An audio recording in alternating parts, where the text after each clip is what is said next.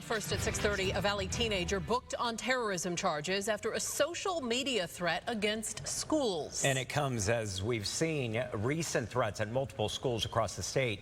ABC15's Ford Hatchett looks into why school security experts say they expected this uptick. Dozens of threats at schools across the state, many starting as jokes and dares online and ending in charges.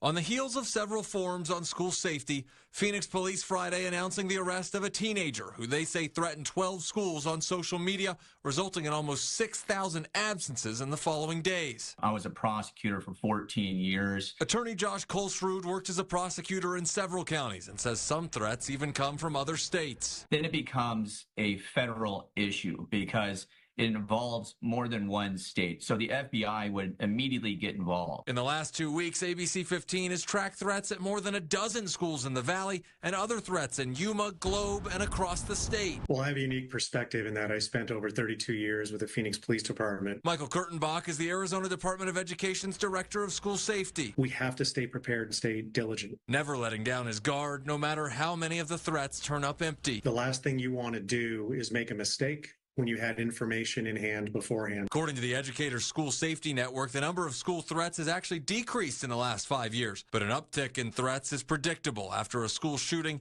and at other points of a school year. We tend to see it around finals time. Experts say some of the responsibility lies with parents to make sure their kids understand what starts as a dare or joke can end in serious charges. That phone is a very powerful tool, and it can have a very wide reach. And when you press send, you can't pull it back. Once their name is associated with some type of terrorist act, that's never going away, no matter, how young they were. Fort Hatchett, ABC15.